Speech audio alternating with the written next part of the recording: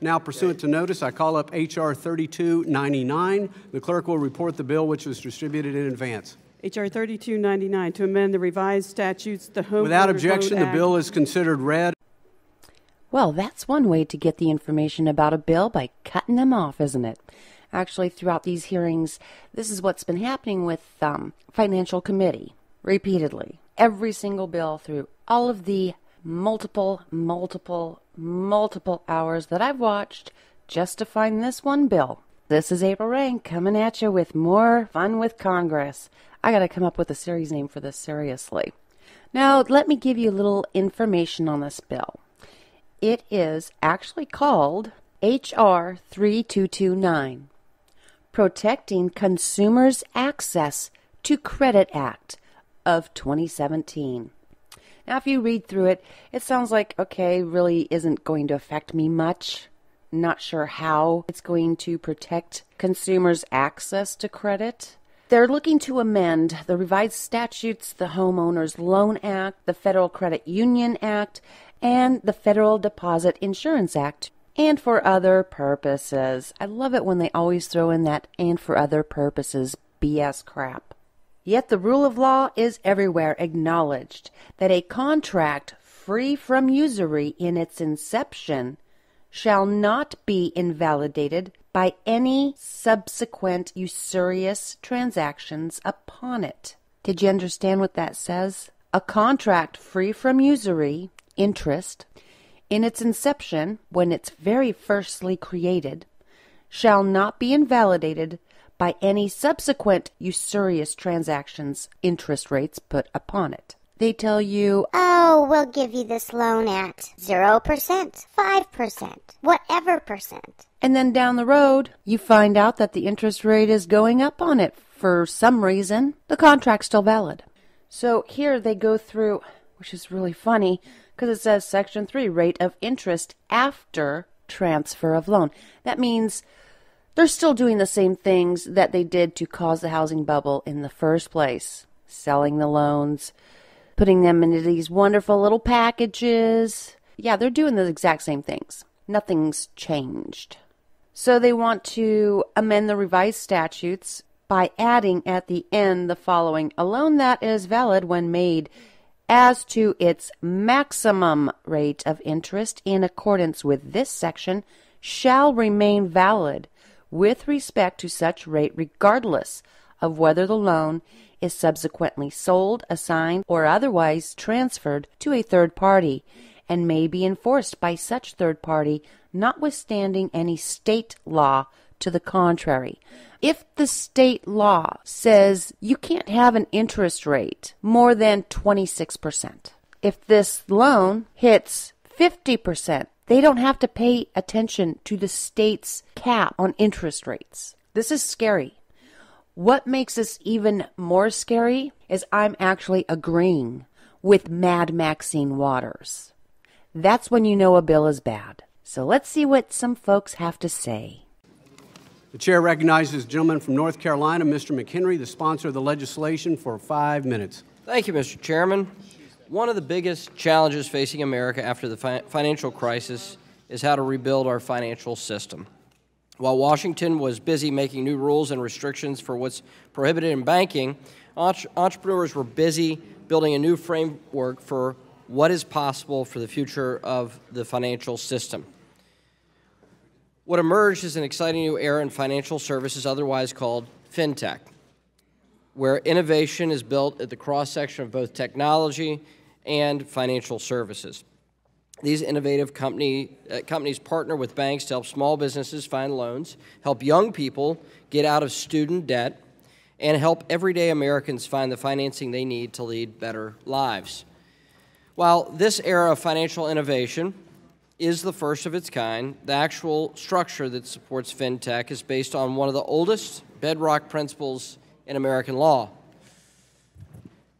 The fundamental concept of valid when made, or what the Supreme Court referred to as the cardinal rule in 1833, is that American interest rate laws provide the backbone of how fintech company partner with banks to go to the market. Yet, all of that changed last year when the Supreme Court declined to hear the case Madden versus Midland. In Madden, a federal appeals court broke with longstanding legal precedent of valid when made, and it held that the National Bank Act does not have a preemptive effect on loans created under this fintech bank partnership.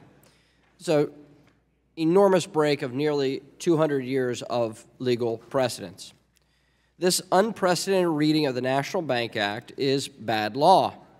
The former Solicitor General for President Obama said that, in essence, noting in their brief before the Supreme Court that the Federal Appeals Court got it wrong when, quote, when applying, quote, the long-standing principle of valid when made, end quote. Consequently, this decision has created uncertainty for fintech companies, financial institutions, and the credit markets. A recent study by professors from Columbia, Fordham, and Stanford universities quantified the impact of the Madden decision on American consumers in the Second Circuit. The study found that Madden significantly reduced credit availability for hardworking Americans. Loan volume declined, the average FICO score for borrowers that could get loans increased, and the only group of consumers not negatively impacted by Madden were those consumers with FICO scores of 700 or above. Now, I think we should agree on this committee that we should be helping those on the margins get credit and access the financial system. We've had great bipartisan cooperation to achieve those things. At this point, if we are serious about financial inclusion, we need to fix this this new interpretation of the law. If we are serious about helping more of America's small businesses and consumers have access to useful and affordable financial products that meet their needs in a safe way, then we need to fix this unprecedented interpretation of law. And we need to do this in a bipartisan way. To that end, I'd like to thank Chairman Hensarling, Representative Meeks, my Democrat co-sponsor here on the committee, Senators Mark Warner, a Democrat from Virginia, and Senator Pat Toomey, a Republican of Pennsylvania, for their sponsoring the companion bill in the United States Senate. Mr. Chairman and members, while I appreciate what this bill is trying to accomplish, I cannot support it, and I would like to be supportive of any efforts to extend credit, particularly to those who have been denied, but this bill bothers me. For years, third parties have availed themselves of the privileges of the National Bank Act by partnering with federally chartered banks. While these types of partnerships can potentially help to provide access to credit in underserved communities by allowing institutions to offer services for a lower cost, they have also historically served as a vehicle for nefarious lenders to charge consumers extremely high interest rates that the lenders otherwise would not have been able to offer absent their connection to a federally chartered bank. Unfortunately, I believe that allowing third parties that buy debt from national banks to collect on interest rates that preempt state usury laws would advance that dangerous precedent. So I cannot support this bill because I do not believe that preempting strong state laws that protect consumers is the best way to help underserved consumers, nor low and middle income customers. Again, I appreciate the way that the author is attempting to open up opportunities for underserved communities. This is not the way to do it. At what price? Credit. And so I would yield back the balance of my time. The clerk will report the amendment. Amendment offered by Ms. Waters, strike Section 2. Without objection, the reading of the amendment is dispensed with, and the gentlelady is recognized for 5 minutes on her amendment. Thank you very much, Mr. Chairman. As I discussed earlier, I do not believe that preempting strong state laws that protect consumers is the best way to help improve access to credit. Earlier this year, 20 state attorneys general including from California, strongly opposed a similar provision that was tucked into HR 10, the Wrong Choice Act, because it, let me quote, would make it more difficult to ensure that debt buyers, online lenders, fintech companies, and rent-a-bank schemes comply with state interest rate caps.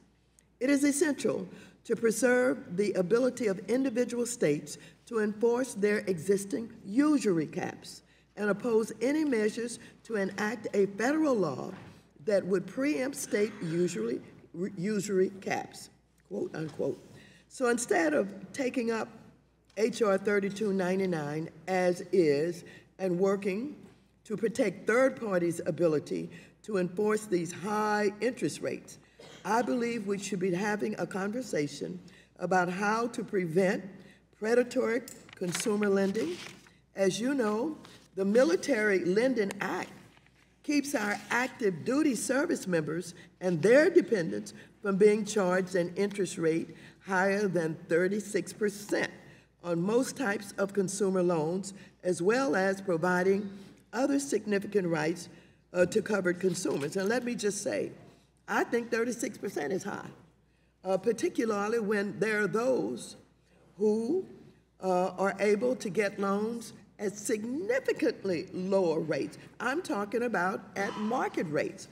And so I believe that the Military Lending Act is a step in the right direction, and that those same protections can be extended to consumers across the country in the absence of stronger state-level consumer protection laws. That is why my amendment would limit the bill's provisions to loans made to consumers with an annual percentage rate of 36% or less as calculated according to provisions in the Military Lending Act. And let me just say this. Again, let me repeat. I think 36% is high. But as I have checked when we were considering this bill, I discovered that these predatory lenders could go as high as they want to go. We're talking about they could charge 50%. Now, if there are those who are saying it doesn't matter what consumers are charged, that if they can get a loan and if it's at 50% or 60%, that's okay. I say that's not okay. And while I think 36% is high, and that is not what,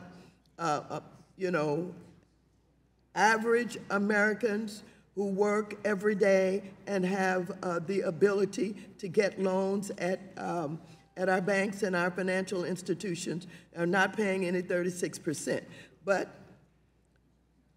And though my amendment may not solve all of the nation's predatory lending issues, at least I'll start here. So I would urge my colleagues to adopt this amendment that would say the loan should be no higher than 36%. Will the gentlelady yield? That's very reasonable. Will the gentlelady yield? Yes.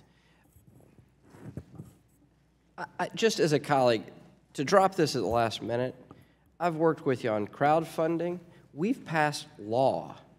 We haven't talked the talk. We've actually done the hard thing, and you have come to me with hard objections to bills that I think are excellent, and you've made them better, and we've got them into law. I worked with you on the Angel Bill, worked with you on the RAISE Act. We got 3 pieces of legislation. They're really important to me, and you worked with me on this. I know you're sincere about this. We don't want people to expose to very high interest rates, but had you worked with us before we put it into the Choice Act, we filed this last Congress. I've tried to get you on board with this bill for the last year and a half, and you weren't keen to it. I'm not saying it. But to drop this at the last minute is... I'm sorry. I'm sorry. I'll address it to the chair. I think the ranking member has done a fantastic job of working with me on important pieces of legislation. Will the gentleman yield? And I just wish that we'd be able to have more time to work this out. It's your time. I'm sorry. Reclaiming. Let me just say this, that I understand the argument that you're making about the timelessness, but when I discover this kind of problem, even if it is at the last minute, I have to speak up for the average American out there. If you cannot agree that 36% is reasonable, then something's wrong with the way that we're approaching this. I do believe... Time of the gentlelady has expired. Who seeks recognition? For what purpose does the gentleman from North Carolina seek recognition? To oppose the amendment, to strike the last word. Gentleman is recognized for 5 minutes. The ranking member is generous with her time, and I'm happy to yield to her to finish her thought. Well, thank you very much. I appreciate that. And all I'm saying is this. I accept your concerns about this not being as timely as it should be. And I'm trying to recall when we have talked about this or when we have attempted to work on it, and I can't recall that we really have engaged on it. But when I discovered that this was, a preemption of state law, I was concerned. But I'm really concerned about the fact that there is no cap and that that these loans, the interest on these loans could go as high as the sky. And the thought of that is shocking to me. And what I'm offering, I think, is reasonable, 36%. And why not, if it's good enough for the service members of our society, then I think it's good enough for those people that you say that you want to help, that are living in communities that have been described as deserts for lending. Sure. So I would just simply ask you to consider this 36%. And reclaiming my time, Mr. Chairman, I thank the ranking member.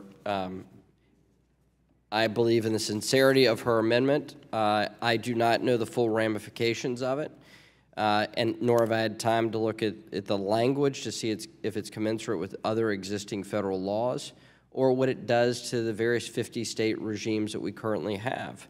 And as such, I think, given the nature of this and the importance of this, setting a federal interest rate number for everyone in an amendment that was proposed to us that I've had about 8 minutes to look at now, I think is not the right way for us to legislate. I'd ask my colleagues to vote down this amendment. I'm happy to work with the ranking member on this matter. If she'd be willing to withdraw the amendment, I'd be happy to work with her on the essence of this before we go to the floor. But absent that, we should vote this down and pass this bipartisan bill. Thank you. I support the ranking member's amendment. There's no question about her focus and dedication to make sure that individuals who are in need receive the kind of financial services that they deserve.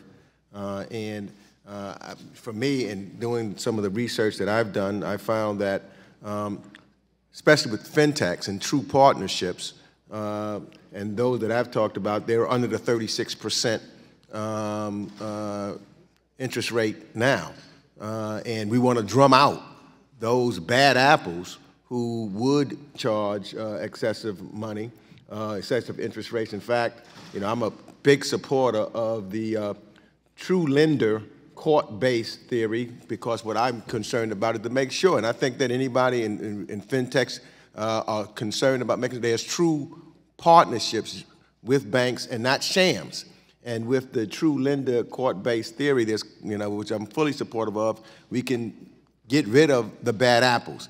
I don't want the bad apples to destroy it for everyone and thereby leave a community where there are deserts without the kind of financial access to financial services that they need. Because I've seen at times when there are no opportunities for them, people need to borrow money, they're going to figure out a way. They either go straight to payday lenders where they can go, or to loan sharks.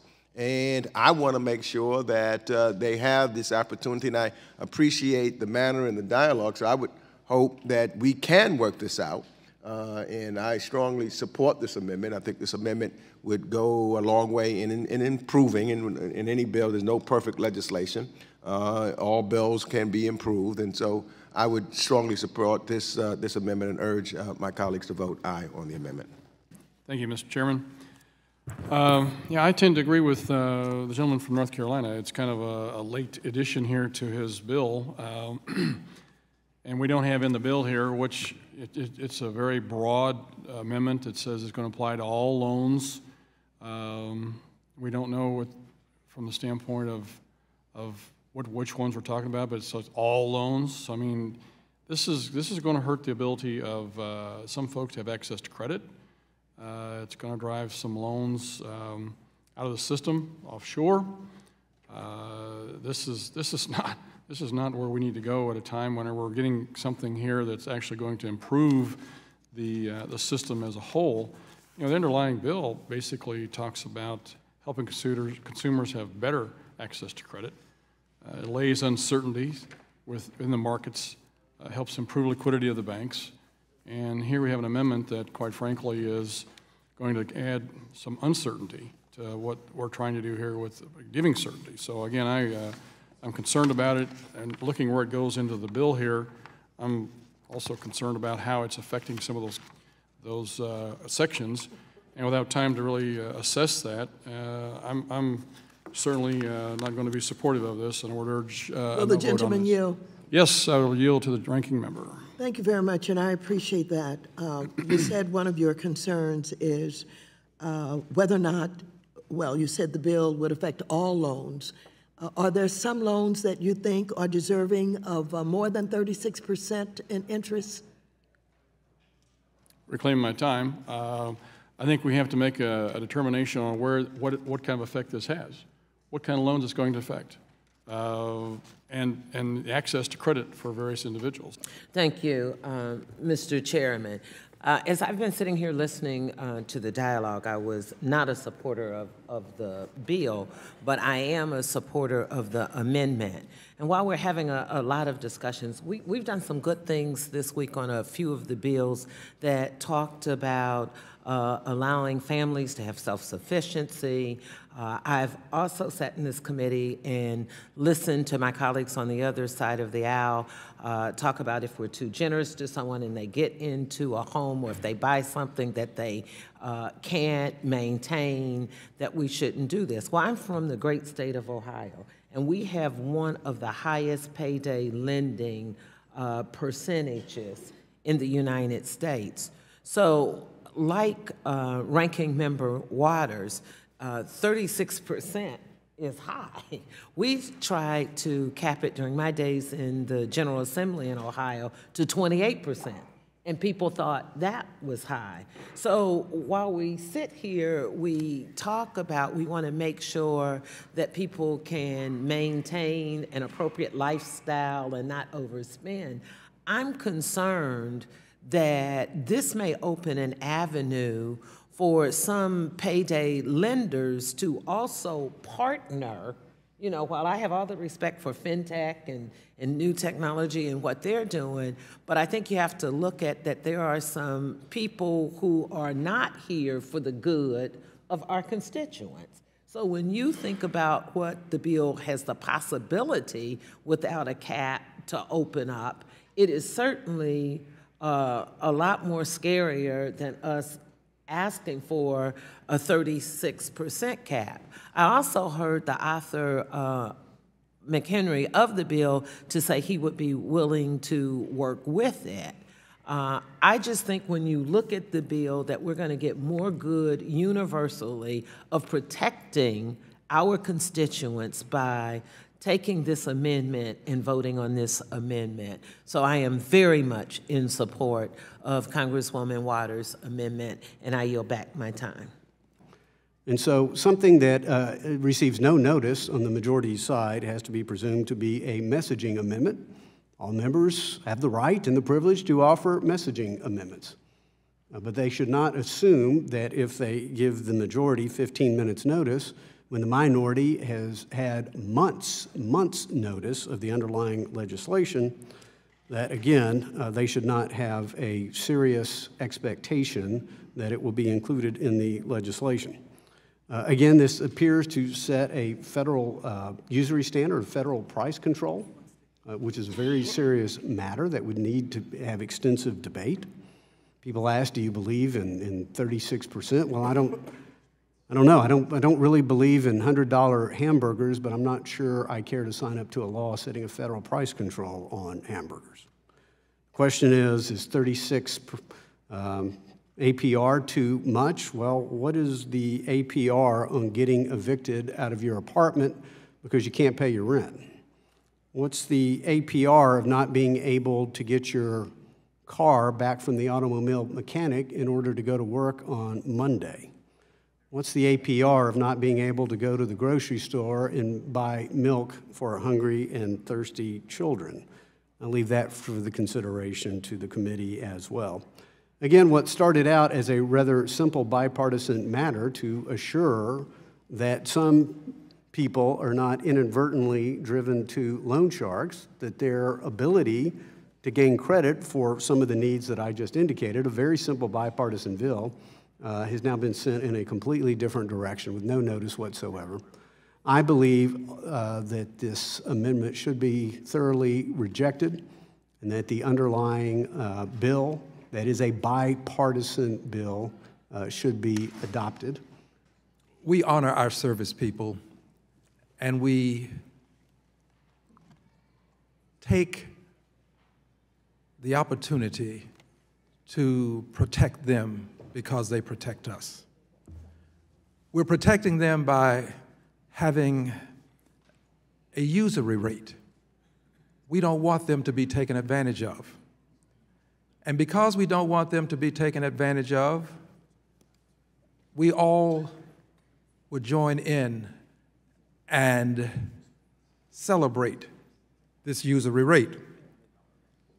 But I believe that the people who serve in our military and the armed forces, I believe that they serve not only to have themselves protected, but to have every American protected. Reclaiming my time, I sense this is not in response to what I have said, so I'd be very happy to recognize the gentleman on his own time. For what purpose does the gentleman from Texas seek recognition? Thank you, Mr. Chairman, and that was my intent when I spoke up. I thought you had finished. The gentleman is recognized for 5 minutes. Thank you, and if I need to yield time to you, of course you know I will. Thank you.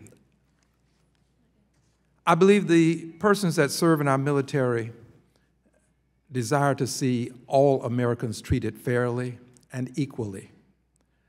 I don't believe that a poll of the military would reveal that the men and women who serve would want anything less for the country that they protect and serve than they themselves receive. I don't think the military would support this. I believe the military would be in favor of what the ranking member is proposing. Equality of treatment. Why not use the same number for the military, the same number for American citizens that we use for the military? Why not? Why not? What is arbitrary about doing the same for Americans as you do for the military? What's arbitrary about that? What's capricious about that? Why is that not something that is acceptable to all Americans? And I will challenge anybody to show me a poll indicating that the military would want some higher percentage rate for others than they themselves receive. And I'm prepared to yield to any person who has such a poll. It's my time, and I'm yielding. It's my time, and I'm waiting. Who can deny that this is discrimination against the people that the military defend and protect? I'm going to vote for this amendment because I'm voting for the military and all of the people they protect. This is a great country, and it's great because of what people are willing to do, the sacrifices that they're willing to make, and they make them for all of us, not just for themselves. I'm still waiting.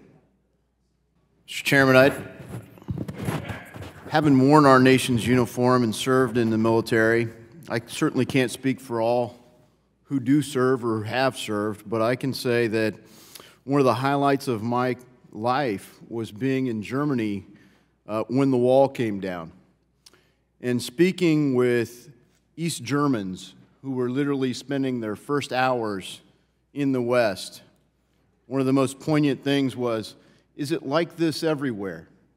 And as a kid from Western Ohio, I thought he was talking about how big Berlin was. And he said, no, there's fresh milk on the shelves. And the shelves are stocked. The stores are open at night. Can everyone go in or only certain people? See, that's what they had experienced on the other side of this wall that had held them captive behind a Marxist ideology. That's the land of price controls, of government rationing, and one-size-fits-all central planning. And I think we can realize that America won that, not by tearing down the wall ourselves or convincing Mr. Gorbachev to tear down the wall, but because the East German people found out the truth, that free markets and freedom had produced wealth and opportunity that outperformed anything that they could even believe. I thank you for your commentary, but I will have to reclaim my time because I have now less than a minute. Free markets are not free unless all can enjoy the free markets. You can't claim that you have a free market when you're according some advantages that others don't have. The military didn't go to war to protect the rights of people who wear the uniform. They went to war to protect all Americans. And if we're going to fight for military people to have certain opportunities, I cannot imagine us allowing that to happen without according these same opportunities to others. We have divided ourselves too long along the lines of the military will get this sort of special treatment, but the people that they fight to protect won't. It's time to face the facts and face the truth.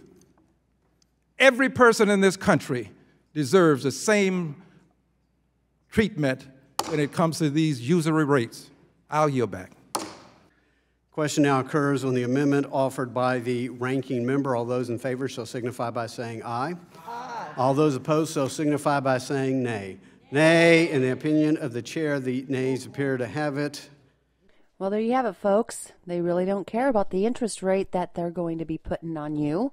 They just want this banking deal to go through.